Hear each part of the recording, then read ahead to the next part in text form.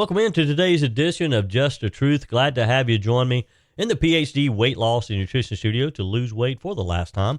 Visit myphdweightloss.com. Lots to cover today. Since the rise of the anti-Israel protest started a few weeks back, it's been suspected that funding from these thugs parading around some of the most prestigious campuses in the country was coming from left-leaning Democrats. Well, surprise, surprise, in a report over the weekend, Politico seems to confirm those suspicions. I'm not sure you and I ever had any doubt where that money was coming from. Also, Senator Tim Scott said in an NBC News interview that former President Trump did not raise the possibility of Scott being his running mate at a gathering this past weekend. In the same appearance, Senator Scott was repeatedly asked whether he would commit to accepting the 2024 election results, no matter who wins. NBC host Kristen Welker seemed to get frustrated that he would not answer the way she thought that he should. And as the race for vice president continues, South Dakota Governor Kristi Noem has another problem in her book that is set to be released tomorrow. This time it appears she was untruthful about meeting North Korean dictator Kim Jong-un. We have all the details on that. South Carolina Representative John McCravey joins us a little bit later this hour to talk about the final week of the South Carolina legislative session and what bills have a chance of passing before adjournment on Thursday at 5 p.m., including whether South Carolina will become the 25th state to ban gender transition and health care for minors. I told you we'd be back. And ye shall know the truth, and the truth shall make you free. It's Joey Hudson. I wanted to name it the Joey Hudson bill, but, they don't allow you to put names on bills, but I wanted to call it the Joey Hudson bill because I know that one's been near and dear to you for a number of years. That's how it's done. Let your voice be heard. And the truth shall set you free. Here's Joey Hudson. Let's jump right in. As suspected, all of these anti-Israel protests that have descended on college campuses are reportedly getting funded from several big-name Democrat donors. Some of the same big donors who are supporting President Joe Biden's reelection efforts. Democrat donors such as George Soros, the Bill and Melinda Gates Foundation, David Rockefeller Jr., who sits on the board of the Rockefeller Brothers Fund, and Susan and Nick Pritzker, who own the Hyatt Hotel Corporation. They all have funded pro-Palestinian efforts to protest the Israeli-Hamas war, according to a detailed report from Politico. Jewish Voice for Peace and If Not Now are the main organizations behind these anti-Israel protests at Columbia University, for example, as well as a lot of other campuses around the country, even making their way into the upstate. I'll tell you about that in just a moment. They're backed by the Tides Foundation, which receives a substantial amount of funding from Soros, as well as the Bill and Melinda Gates Foundation, and they distribute this money to left-wing causes. For example, the Rockefeller Fund donated $300,000 to the Tides Foundation. According to Politico, the Tides Foundation has given $500,000 to Jewish Voice for Peace, a far-left anti-Zionist organization who blamed the October 7th attacks on Israel and the U.S. rather than the Hamas terrorists who stormed into and across the Israeli border. The Politico report headlined, "Pro-Palestinian protesters are backed by a surprising source, Biden's biggest donors." It was criticized online yesterday for finally acknowledging what others, like you and I, have known all along. Chaya Rashik, Libs of TikTok creator, wrote on X, "This is actually the least surprising thing I've heard all year." Washington Free Beacon reporter Joe Gabriel Simonso wrote, "Glad you guys could make it." Republican Alabama Senator Katie Britt commented, "A completely unsurprising source."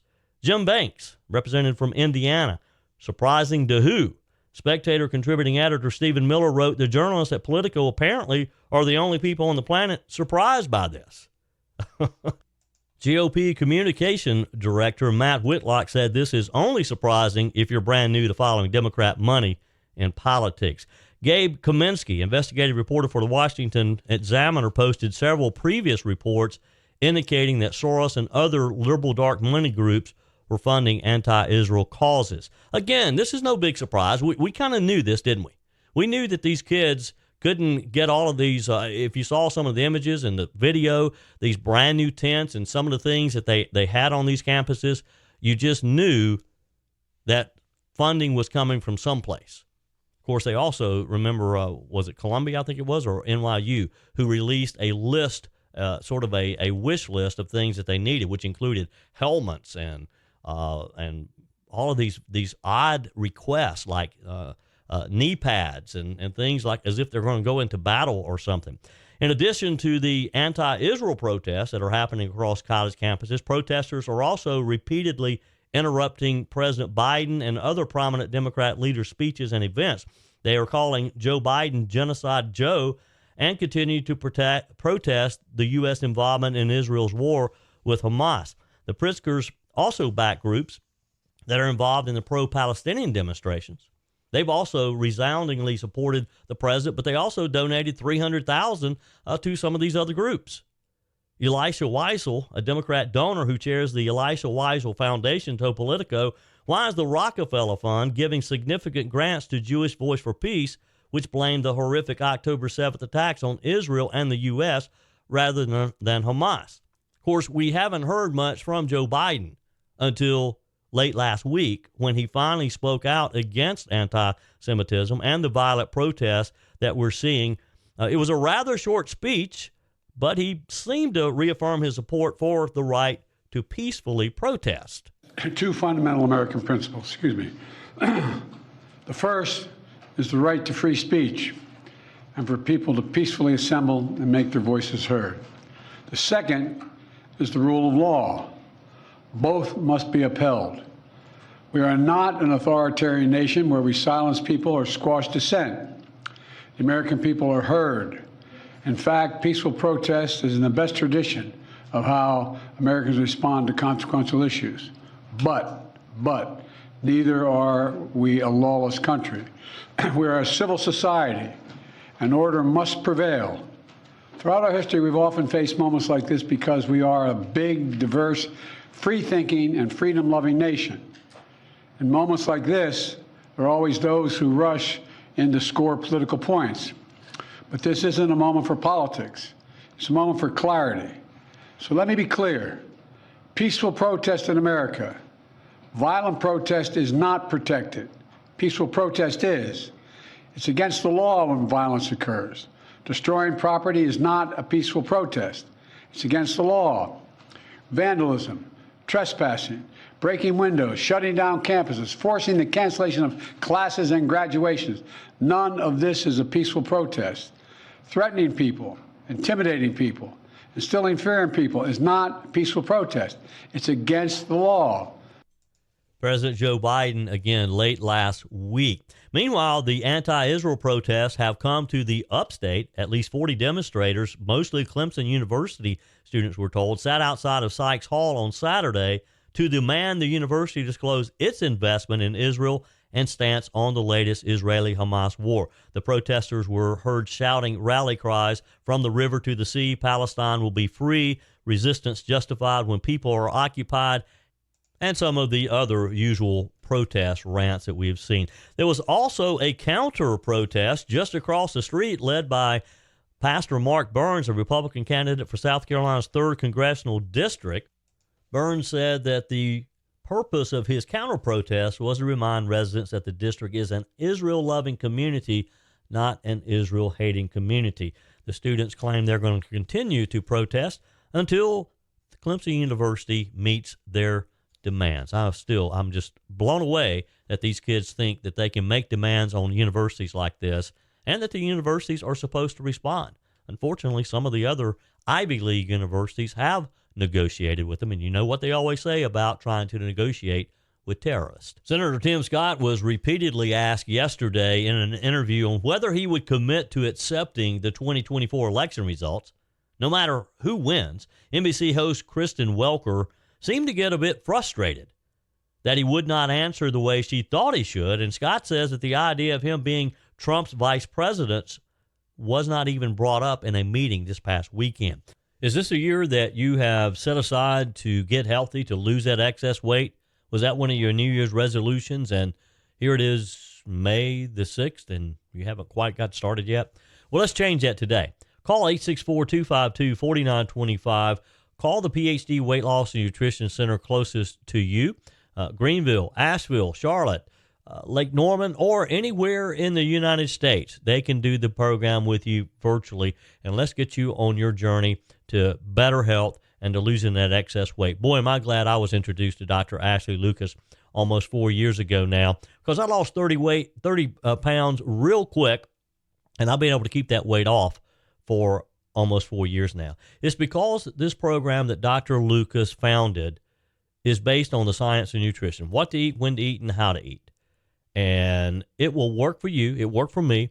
And the best thing about this is they will give you the skills that you need. You'll learn about your relationship with food, that you'll be able to keep this off. This is not a fad diet that you're going to lose the weight and then gain it back. They teach you what to do in order to maintain that for the rest of your life. PhD Weight Loss and Nutrition.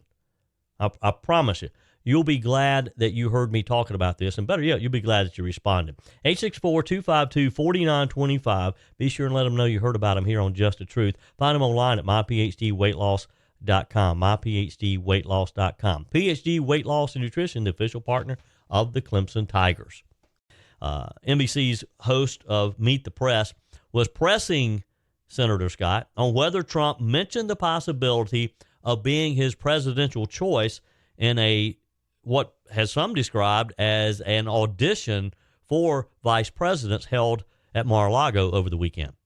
No, man, what we talked about this weekend was how bad the economy is for single parents like the one that raised me. We had a lot of conversations around the room about the importance of eliminating Bidenomics, about the importance of getting inflation back down to 2%. We were just better off under President Trump.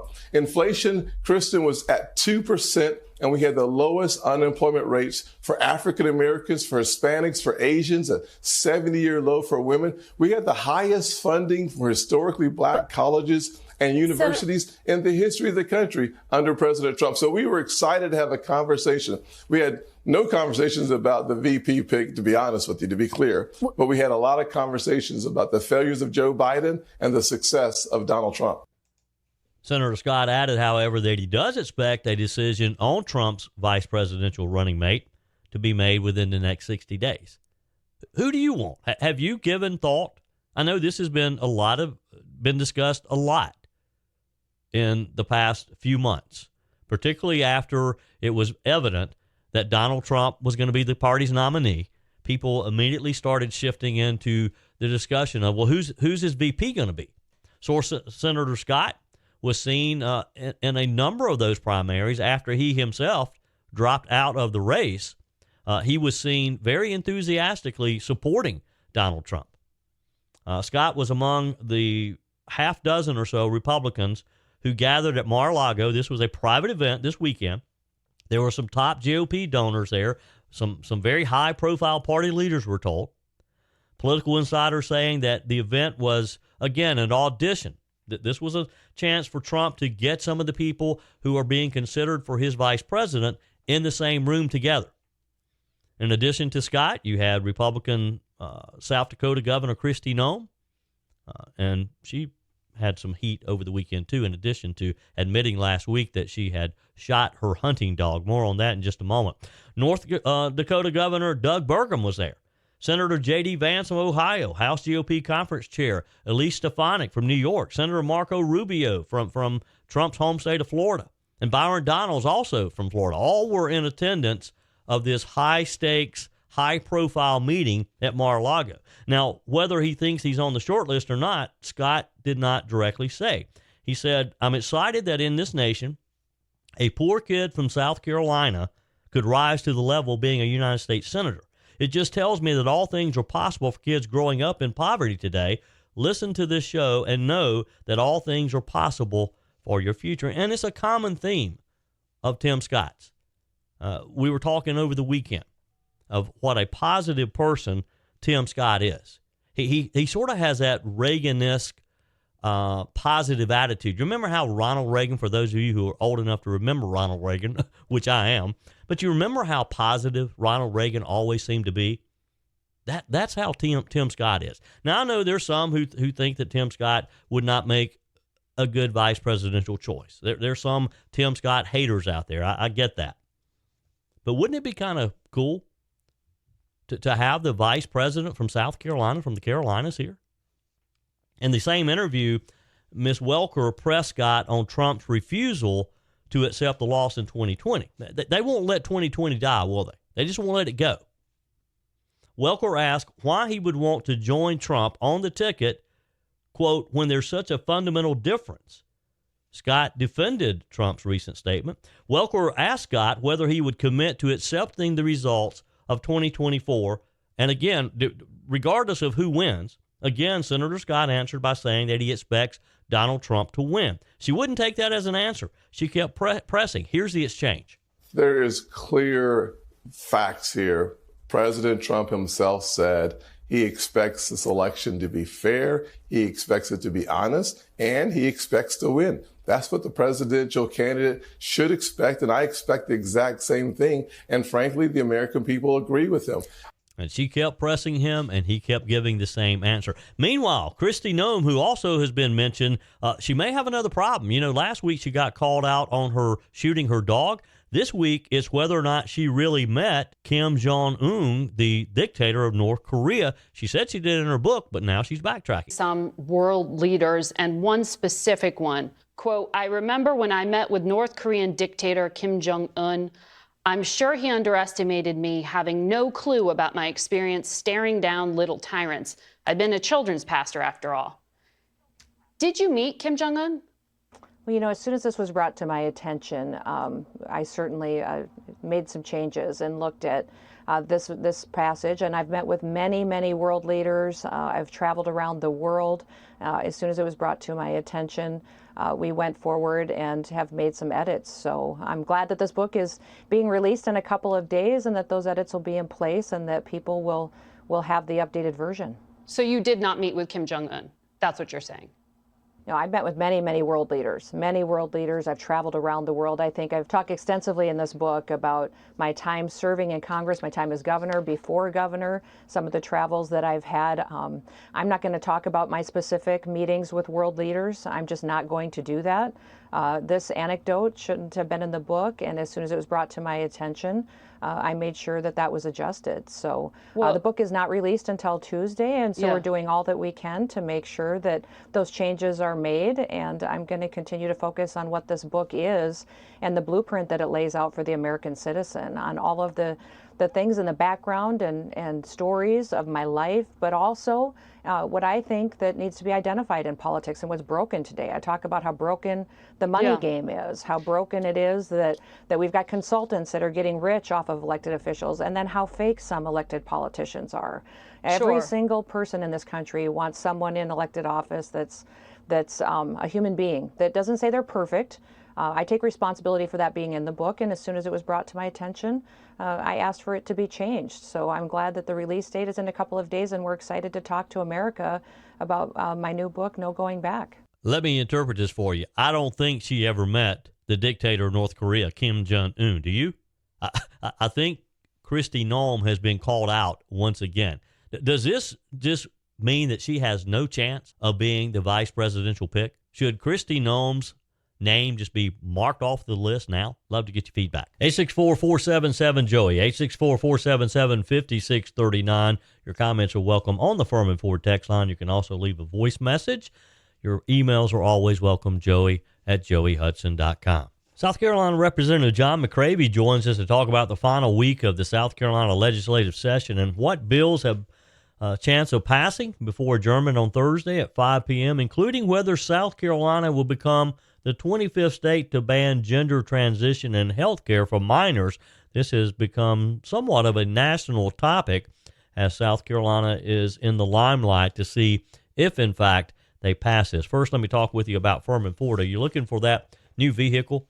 Maybe your family needs a new pre-owned vehicle that would be new to you, but one that you can trust, one that's reliable. Furman Ford in Lawrence is the place to be looking. Jim and Matthew Furman, their name is on the sign because their name is on the line with every single transaction. They take that very seriously because they want to make sure that they take care of their customers. They want you to be a lifetime customer. So whether you stop by the dealership, you give them a call, you send them an email, you're always going to have access to a member of the Furman family. They'll help you navigate some of the great deals they have on those great pre-owned vehicles. They'll help you with some of the new vehicles. Maybe you need to order one. There's some things that you need a special order. They'll help you with that too. And if you need service on your existing vehicle, they'll help you with that too. Furman Ford, find them online at furmanford.com. Check out all of their inventory, furmanford.com. On our guest line, Representative John McCravy. You have heard his name many, many times. One of my favorites. We've talked a long, long time. You know, Representative McCravy, I was looking through some old audio files just recently of our days on the other radio station a while back, 94.5 WGTK, The Answer. You and I have talked a lot. I really didn't realize just how frequently we did get together. Well, it's always been fun, and so glad that you're coming back on the radio. This is just a joyous time for me to see you coming back, and I know a lot of your listeners are really happy. They've told me, people have called me up and said, "Did you hear Joey's back on the radio?" And I said, "I sure did." So I think a lot of people are excited about it. Yeah. Well, it's kind of funny because I'm getting a phone call the other day. I looked down, and it's Representative Daniel Gibson. And so I grabbed it real quick, and he was down. You guys were in session, and he had just someone had told him, or he had heard a promo or something, and he said, "I just wanted to call you and tell you we're all excited down here." Right. Well, he's one of many. That's for sure. Well, it's going to be a pleasure, and look, I'm so excited and happy for my friend Mike Gallagher too. Of course, he had been on the radio in this market for it'll be close to 35 years now. And so I'm just so happy that that 94.5, 98, that he's able to make that transition from 94.5 to 98.9, and you know, the upstate. We have his voice back.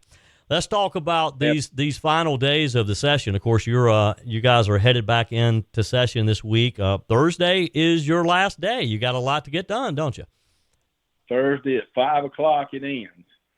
So other than coming back for the budget, we probably won't be back after then for any other bills until the next session. Yeah. You guys came just a step closer to making South Carolina the 25th state to ban gender transition health care for minors after the Senate approved a bill that you guys had voted on back earlier in the session. Talk with me about that process and the changes, because I know the Senate did make some changes, so that means they're going to send it back across the aisle to you guys. Is there a chance that you'll be able to reconcile those differences and get this bill to the governor's desk? I think so, Joey. We're just so happy that the Senate took that up. I know we had several people in the Senate fighting to get that set for special order because it's getting down to the last minute. We passed it months ago. And I know, just to mention a few, Senator Billy Garrett, Josh Kimball, and especially Senator Cash, who worked very hard on this in the Senate to get it through. But they put it through. They got it through the committee, the subcommittee, the committee, and got it to the floor. And after a lot of debate, all-day debate, day and a half, they were able to get it passed, despite some attempted amendments by some Republicans, believe it or not, and Democrats. So they were able to get a good version out. Now, they did change the House version, but the only real change has to do with reporting. It's kind of tangential to the bill, but, in California, you had teachers that were hiding the fact that a child was identifying with a different sex. And so they were hiding and encouraging them and coercing kids, and they were caught doing that.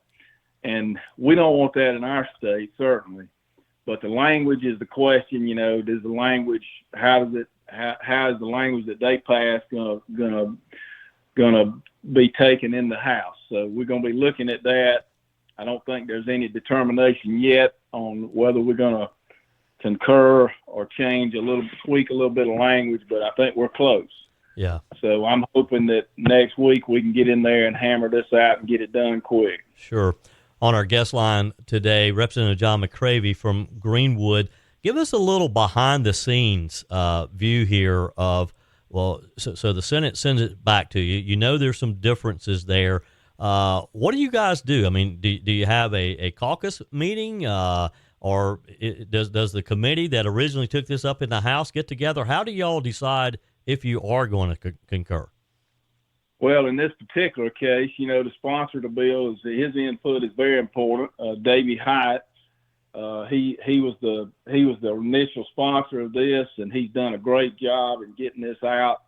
We want to see what he feels like about the language. Obviously, the Republican caucus will probably have a conference on this, and we'll see where it goes next week after the attorneys and everybody take a look at the language that came back from the Senate. So that's kind of how it'll work, and then hopefully we'll be able to reach a consensus on what's best for the bill. We need to pass this bill. Yeah. So I think everybody needs to work hard to just make sure that we can get this thing passed, because we've got to protect our children. The left comes after our children in so many different ways now, Joey. Not only are they trying to kill them in the womb and then indoctrinate them when they get out and get in school, but they're also trying to get them to change their sex now. So they're telling them that you don't have to be a boy, you don't have to be a girl, despite the fact that that's the way God created them. So we've got to fight this, and we're doing the best we can to fight back. The Biden administration and the federal government, they're doing everything they can to corrupt our children, and we've got to fight back. So we've got this bill. I'm hoping the Senate can still get out the age verification for minors for these bad websites. Mm-hmm. We need to keep. Somebody was telling me that the average age a kid looks at pornography now is 8 years old. Wow. I just can't believe that. It's hard for me to even accept that. And that means that there are kids even younger than that, if that's the average. So we've got to do something about this. And other states have actually been successful in getting these sites off by doing this age verification. So I think, we got to make sure that these bad websites are responsible. Yeah. Are held responsible. So, is it any wonder with all these issues, Joey, and the fact that our kids are being corrupted so much, is it any wonder that we've got record mental illness among children? That's amazing. Yeah. It's just hard to believe, but that's where we are. Yeah. I tell you, it would just have to be so tough to be a parent of a child these days, because there's so much out there that's easily available to them. These kids are seeing things that a kid should never see. It's so true. I think about my grandchildren, and right now their parents are so careful not to let them see screens of different kinds, and I can't imagine what they're going to face when my grandkids get to be teenagers. It's going to be tough. So it's a different world than I was raised in, for sure, and my children were raised in. Yeah, that is for sure. Representative John McCravy with us this morning. Let's go back. You guys, and I know you were at the forefront of the fight for literally years to pass the fetal heartbeat bill in South Carolina. A state circuit court judge this past week is reviewing. He heard arguments. He's reviewing this bill. And the big question, I guess, is, if I'm understanding this correctly, is now they're trying to decide just when an abortion is allowed under the fetal heartbeat bill. Talk with us about this case and where this might put us. Well, the bill is clear. The law is clear that whenever you can detect a heartbeat, then the baby is protected. So what they're trying to do is claim that the heartbeat, the true heartbeat, can't be heard until 9 weeks. Well, that's for a doctor to determine. That's not for Planned Parenthood to determine. Mm-hmm. And doctors all have said somewhere between 6 and 8 weeks, that magic moment happens when you can hear that heartbeat or see that heartbeat on the ultrasound. So once that's detected, the baby is protected. I don't see what their argument is.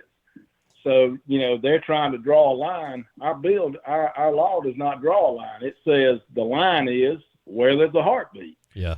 So so they can try their best to delay it to 9 weeks and claim that, look, the heart is not fully developed until after the child's born. The hole closes up in the heart after a child is born. So you could argue the heart is not fully developed until much later. Right. But nobody's going to argue that that's what this bill meant. This bill meant when it says when there's cardiac activity and a group of cardiac cells begin beating rhythmically. Well, that's pretty obvious. So they're just grasping at straws. The Supreme Court refused to hear this early. Our South Carolina Supreme Court. That's a good sign that they don't put much credence in this spurious argument. I've talked with the Attorney Lambert about this, who's arguing it for the governor's office, and he's pretty confident that we're looking good on this, and we don't believe our Supreme Court is going to change the law. Yeah. Well, look, I certainly, as I've told you many times in the past, I certainly appreciate the work, the fight that you put up to make sure that this was passed a couple of times, unfortunately. But it's just one of those things that we have to keep doing and keep fighting. And I know that you'll continue to do that. That's correct, Joey. And after these elections, we're hoping the Senate will be in a position to pass the Human Life Protection Act. The heartbeat bill is only protecting about half of our children from what we estimate that they're trying to kill in the womb. It's cut it in half, but even that's still 3,000 babies a year, Joey. Yeah, we've got to stop this Holocaust of our children. Yeah, and so we're not going to give up, and we hope and pray that the Senate will be changed enough by after this coming election that they'll be able to take up the Human Life Protection Act like the House has done twice. Yep. And get that passed. Yep. Well, and that's my hope and my prayer as well. Representative McCravy, look, you've got a busy week ahead of you. I know there'll be some long days, a lot of discussion this week. Good luck to you as you race to the finish line come Thursday, and I appreciate what you do. Well, thank you, Joey, and it's a pleasure to hear you talking again. And we're all glad that you're back on. Thank you, sir. On the Furman Ford text line, 864-477-JOEY, 864-477-5639. Send your comments to the Furman Ford text line. You can leave a voice message. Emails are always welcome, joey@joeyhudson.com. Texter writes on the Furman Ford text line, congratulations on the WRD early morning segment. As I'm retired, I hope to stay asleep. I'll remain loyal to the podcast. Thank you, Paul.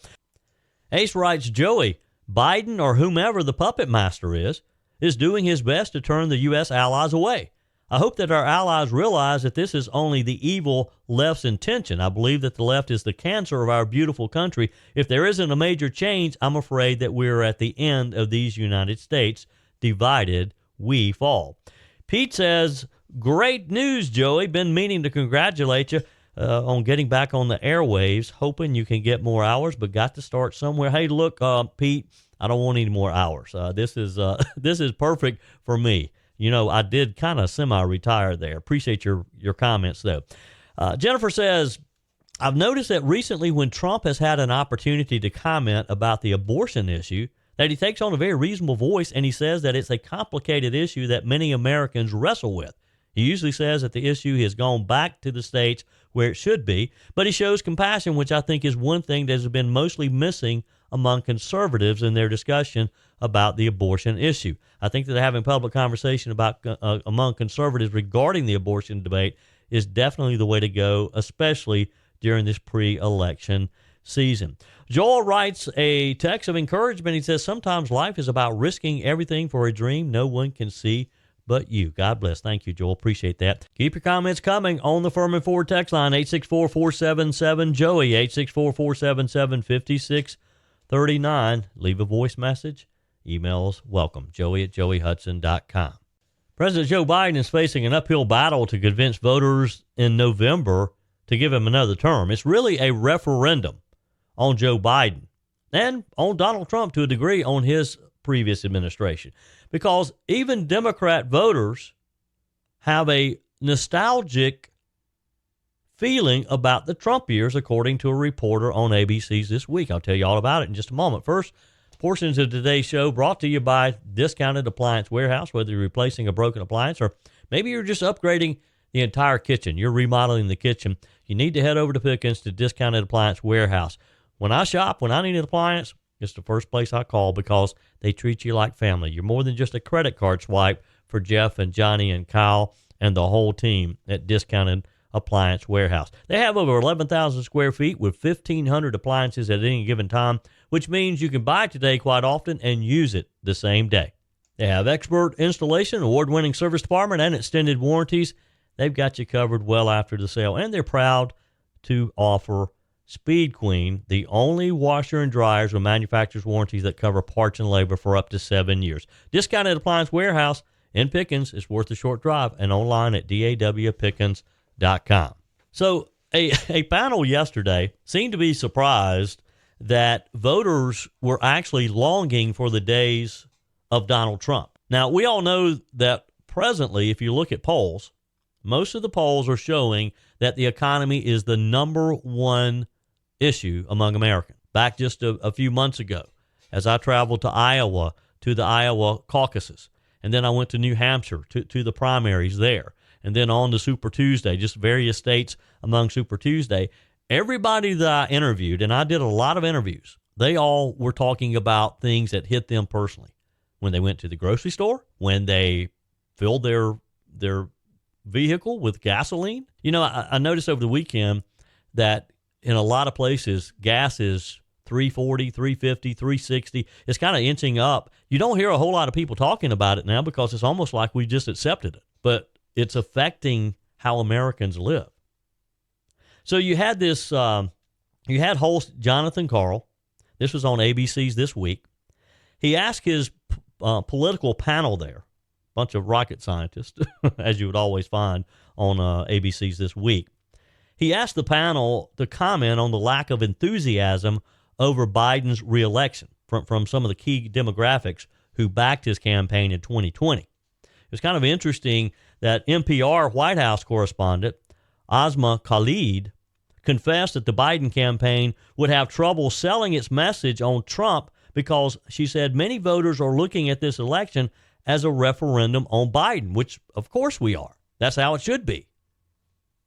Khalid said that she has been surprised by Democrat voters telling her on the campaign trail that they have nostalgia for the Trump years.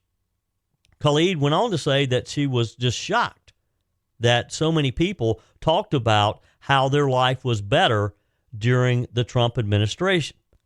Listen for yourself, this ABC This Week panel. The biggest challenge Biden seems to be facing is enthusiasm among those core groups. Yeah, no, that's very true. I mean, I'm headed to Georgia this coming week, and in major part what I want to do is look at the so-called Big Tent coalition that helped Biden win a state by Georgia, very tight margins, 11,000 votes. What I've already heard in so many of my interviews with people is a lackluster sense of enthusiasm, whether it's black voters, whether it's, you'd call them sort of like disaffected Republicans. There's a whole bunch of things that went right. For Biden, I would argue in 2020, it was unity in opposition to Donald Trump. To make this a referendum, sure, is what the Biden campaign wants, but it's really challenging because many voters are looking at this election as a referendum on Trump. I was just up in Pennsylvania, nonstop. I heard about the economy, and people don't feel on Biden. Great. Yeah, exactly, on Biden. I'm sorry, referendum on Biden, and so people don't feel great about the economy now. This nostalgia for the Trump years is something that I would say about the economy nostalgia I heard from Democrats even, which was really shocking to me. Lay Democrats remembering how good they thought their 401k was. They would say in the next breath, they're not going to vote for Trump for a variety of reasons, but that's what Joe Biden is up against. Why is she shocked? And do you believe what she said there at the end, that they would say, well, we're not going to vote for Trump, but we're just very disappointed with Joe Biden? We can't continue to live like this? Why would someone express their disappointment and talk about how hard their life is under Joe Biden and long for the days of Trump, long for the days when gas was less than $2 a gallon, long for the days when we didn't have inflation like we have today? Why would they say that and then come back and say that they're going to vote for Joe Biden again? She argued that a host of factors help unify the Democrat base to support Biden in 2020, but that the current political climate is not as friendly to Biden as it was then. And look, we've been able to see Joe Biden firsthand since 2020 as well. We've been able to see the Joe Biden who stumbles around stages, who seems to shake hands with no one who's there. We see the Joe Biden now who enters or boards Air Force One on the kiddie steps because he can't walk up the big boy steps. We see the Joe Biden who just shuffles around and can't seem to read his teleprompter. That has to have an effect on the American voter. You agree? Polls and reports have indicated that the Biden campaign has lost support among younger voters as well. That younger voters, yes. Why do you think he keeps pushing to eliminate student loan debt? Why do you think he wants to forgive millions of students who owe money, or former students, young people who owe money because they borrowed money to get their education? He's trying to win them back. Black voters, Latino voters who voted for him in 2020, but now they're blaming the president on the state of the economy. It's hurting these people. It's hurting his base of support like never before. The Biden administration, they're doing everything they can to try to court these voters in the battleground states of like Georgia, just down the road from us here in upstate South Carolina. Of course, he was out through Michigan in that area trying to sell Bidenomics. But the fact is, and he doesn't seem to get it, as he stands there and he talks about how great Bidenomics is, the American people aren't having that same experience. The American people are not buying that their life is better now than it was before Joe Biden took the Oval Office. You know, James Carville, the master Democrat strategist, when he said it's the economy, stupid, well, Joe Biden needs to listen, because guess what, Mr. President? It's the economy, stupid. People are going to vote with their pocketbooks. Fellow This Week panelist, Representative Jasmine Crockett, she's a Democrat from Texas, argued that people were trying to glamorize the Trump years, and we're forgetting how former President Trump affected abortion access through his Supreme Court picks. See, the Democrats know that they're going to lose on the issue of the economy. So that's why they keep trying to pull everyone back into this whole abortion debate. It's going to be interesting to see. But again, I do not understand why they seem to be surprised that the American people are hurting. The economy is bad. Bidenomics is not working. And yes, we're smart enough to know that. We're smart enough to know that we are a lot worse off than we were 4 years ago. That's it for today's Just the Truth. Thanks for joining me in the PhD Weight Loss and Nutrition Studio. To lose weight for the last time, visit myphdweightloss.com. If you haven't joined our mailing list, visit my website, joeyhudson.com. Click on the Connect with Joey button so that you can receive our emails with the most up-to-date news. Also, find me on YouTube. Just search for Joey Hudson. Send me a quick text. If you can't find it, I'll send you a link. Thanks for spending a few minutes of your day with me. Be sure and forward Just the Truth to friends and family. We need to build this community as we head into the June primaries, and especially the November general election. The way we beat Joe Biden and the left and the Democrats and all that is bad with this country is through educating people. No better way to encourage them than to listen to Just the Truth. So stop what you're doing right now and forward this edition, today's episode, to a few friends. And today was a big day as we kicked off the new lineup at News Talk 98.9 WORD, the voice of the Carolinas. I started my Sunrise Carolina show today. Mike Gallagher started 10 till noon at 98.9 WORD as well. So if you're an early riser, catch me 5 to 6 a.m. as we'll drink our coffee together for Sunrise Carolina. Be sure and catch Mike Gallagher 10 until noon, and all the other hosts. Tara 6 till 10. And then Bill Frady, Straight Talk with Bill Frady, follows Mike Gallagher. He's 12 to 3. Charlie James, 3 to 7. And hope you'll catch me as well. Hey, keep those comments coming via the Furman Ford text line, 864-477-JOEY, 864-477-5639. Keep your emails coming too, Joey at joeyhudson.com. We're back again tomorrow. Until then, remember, God's got this. He's still in control.